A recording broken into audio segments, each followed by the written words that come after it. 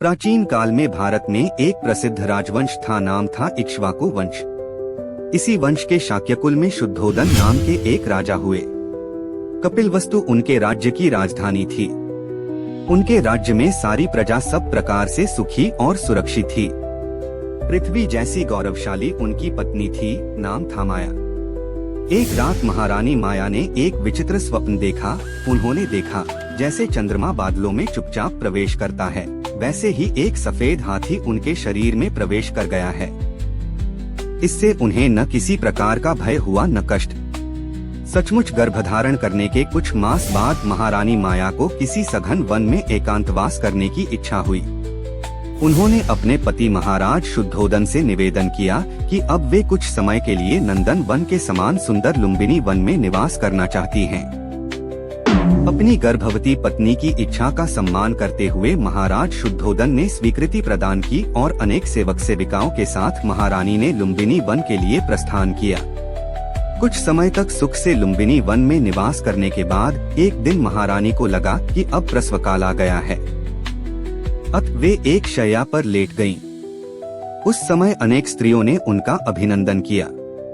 जैसे ही पुष्य नक्षत्र का उदय हुआ, महारानी माया ने बिना किसी पीड़ा के एक पुत्र को जन्म दिया।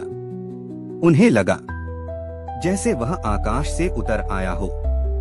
उसका अंतःकरण पवित्र था, उसके शरीर से तेज निकल रहा था, जिससे सभी दिशाएं प्रकाशित हो गईं। सूर्य के समान तेजस्वी परंतु देखने में चंद्रमा के समान प्रिय लगने वाले इस बालक के शरीर से प्रकाश निकल रहा था। उसी समय आकाश से दो जल धाराएं प्रवाहित हुईं, एक शीतल और दूसरी उष्ण।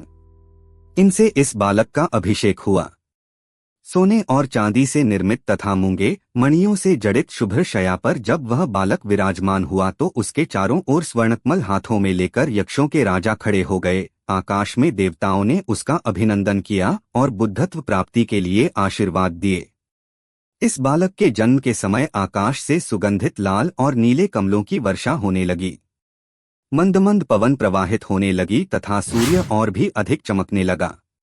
इस नवजात दिव्य शिशु के दर्शन करने के लिए आए दिव्य पुरुषों से वह वन प्रांतर पूरी तरह भर गया। उन्होंने बालक पर पुष्पों की वर्षा की।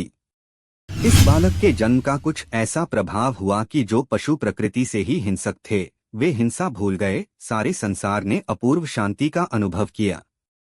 विभिन्न पशु पक्षी मधुर स्वर में बोलने लगे, नदियां शांतिपूर्वक बहने लगीं, सारी दिशाएं निर्मल हो गईं और निर्भर आकाश में दुंदुभी बजने लगी।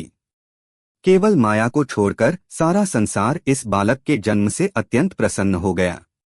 बालक के अद्भुत दिव्य जन्म को देखकर महाराज शुद्धोदन की आंखों से भय और प्रसन्नता की अश्रुधाराएं प्रवाहित होने लगीं।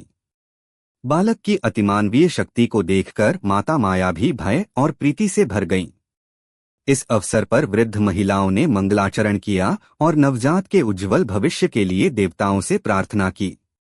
आचरण शास्त्र के ज्ञाता और शीलवान ब्राह्मणों ने जब बालक के सभी लक्षण सुने और उन पर विचार किया तो अत्यंत प्रसन्न होकर उन्होंने राजा से कहा, हे राजन, आपका पुत्र आपके कुल का दीपक है।